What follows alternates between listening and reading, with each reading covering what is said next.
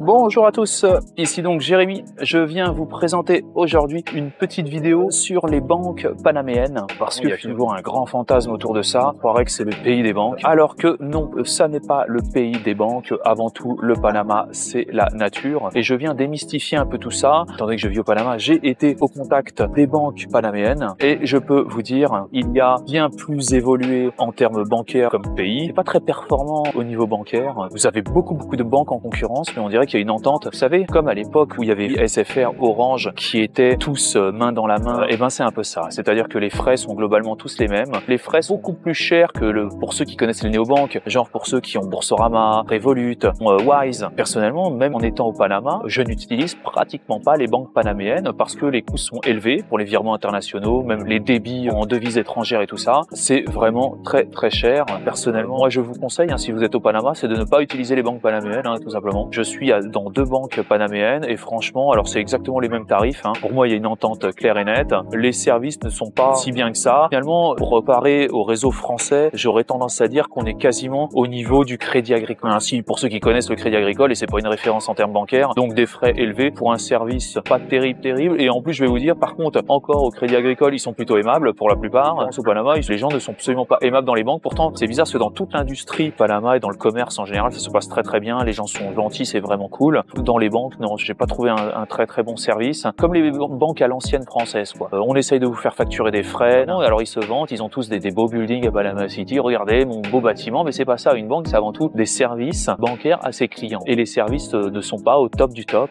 Alors, quitte à choisir entre Banismo et Banco Général, ce sont les deux grosses banques. Je vous conseille absolument de prendre Banco Général, qui est largement meilleur. D'ailleurs, vous avez le paiement par Yapi avec Banco Général. Et avec le paiement par Yapi, c'est beaucoup plus facile, sans carte bancaire et tout le monde a Yapi. Vous avez juste avec votre téléphone, vous payez directement et c'est vite fait. Alors Banismo fait aussi un système concurrent, mais beaucoup moins utile et beaucoup moins utilisé que nos amis de Banco Général. Donc quitte à choisir entre les deux, évidemment, choisissez Banco Général. Par contre, évidemment, si pour être à Banco Général, si je ne me trompe pas, il faut d'abord avoir la cédula. Vous n'avez pas la cédula, c'est niette, ne pensez même pas avoir ouvrir de compte. Par contre, chez Banismo, c'est possible. Moi, personnellement, mon ressenti, c'est que je n'utilise pas ces banques-là. Alors après, peut-être d'autres personnes étrangères ont une utilité à utiliser ce genre de service. Pour ma part, c'est non. J'aurais pas connu les néobanques comme Boursorama, comme Wise, comme Revolut, comme N26, j'aurais pas, ou même comme Anytime, j'aurais pas connu ces néobanques, évidemment, ça aurait été kiff. Mais là, quand on connaît les néobanques, on retourne 10 ans en arrière, quoi. Et franchement, ça fait mal. Surtout qu'au Panama, vous n'avez pas de néobanque. Finalement, la banque la plus pratique et la plus online, c'est vraiment Banco Général, où vraiment c'est fastoche. Il n'y a pas cette qualité d'un Wise ou d'un Revolut sur ce truc-là. Donc voilà, donc démystifier ça, parce qu'on croit vraiment, vous êtes dans le pays de la banque ou je sais pas quoi. Non, vous êtes dans le pays des cascades, de la forêt, de la nature, mais sûrement pas du pays bancaire, et il serait bien de casser les mythes. Alors évidemment, ceux qui arrivent et qui ne restent qu'à Panama City, évidemment, vous voyez le quartier des banques, vous voyez que des grands bâtiments et tout, ça fait joli. Et d'ailleurs, maintenant, je comprends pourquoi ils peuvent s'acheter de grands buildings et de grands trucs. Alors c'est pas du tout c'est à des prétendus gros business, vous voyez toute l'euphorie qu'il peut y avoir au travers de ces grands buildings, ces grands trucs. Littéralement, pour moi, ils font payer très cher leurs services à la population panaméenne qui n'a pas beaucoup d'argent, et je pense que ce n'est pas normal. Les prix sont vraiment très élevés, les gens sont obligés de passer par des banques et tout ça, et on leur fait payer bien plus cher qu'à des gens des niveaux de vie bien plus élevés comme en France ou autre. Bien plus cher pour des services qui sont absolument identiques, voire même inférieurs. Cela n'empêche pas que le Panama est un très bon pays pour y vivre, mais en dehors des mythes que l'Européen peut se faire au travers de médias ou d'États jaloux de la réussite de cette nation.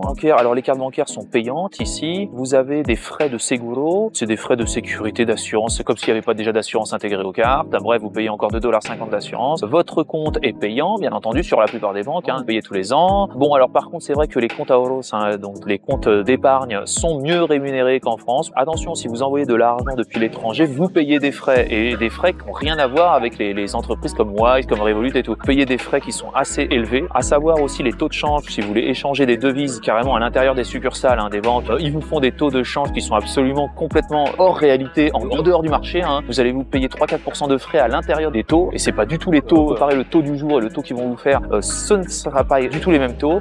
Après, concernant les services boursiers, ici c'est excessivement cher. Quand vous êtes au Panama, il faut savoir que vous pouvez passer par Interactive Broker, et je vous conseille de passer, sinon vous avez Poly Online, vous avez la succursale boursière de Multibank qui est Multitrader, mais ce sont des services encore qui sont très chers, et vraiment qui sont en dehors des tarifs qu'on connaît avec DeGiro, avec Interactive Broker, avec Boursorama. Personnellement, moi je vous déconseille de passer encore par ces systèmes, sachant qu'en plus il y a beaucoup de brokers qui acceptent maintenant maintenant le Panama, les Panaméens pour investir. Et donc, vous aurez des coûts bien moins chers. Après, au niveau bancaire, c'est vrai que quand vous êtes au Panama, vous êtes obligé de passer, si vous êtes vraiment panaméen et que vous n'avez pas de passeport étranger, vous êtes obligé de passer par une banque panaméenne et c'est là où ils s'en servent. Étant donné qu'il y a un blocage, c'est un peu compliqué. C'est-à-dire qu'en fait, ils savent que les Panaméens sont bloqués et ils s'en servent pour facturer des hors de prix à leur propre population. Donc, les buildings, finalement, ils ne sont pas sur le dos d'une prétendue fraude ou quoi que ce soit. Non, non. Les grands buildings que vous voyez au Panama City sont sur le dos des travailleurs panaméens. Ici, les taux, si vous voulez emprunter pour de l'immobilier, les taux de crédit immobilier sont absolument ahurissants. Là, j'ai vu des taux qui étaient limite à 5% sur 20. Donc, on est en dehors de toute réalité. Moi, je me rappelle, j'avais emprunté à 1,25 ou à 1,10 avec Bourso. Non, banque ici est très très chère. On est très loin de l'efficacité aux États-Unis, à Hong Kong, en Europe.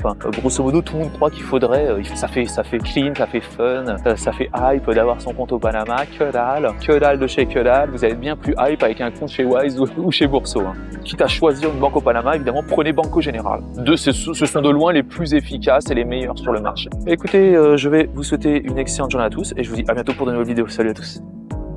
Un grand merci pour avoir visionné cette vidéo en entier. Si cette vidéo vous a plu, n'hésitez pas à vous inscrire sur ma chaîne et à liker cette vidéo. Un petit pouce bleu fait toujours plaisir et m'encourage dans mon travail. Je vous encourage aussi à laisser un commentaire si vous avez des remarques par rapport à la vidéo ou bien à la réalisation. Merci à tous et à bientôt.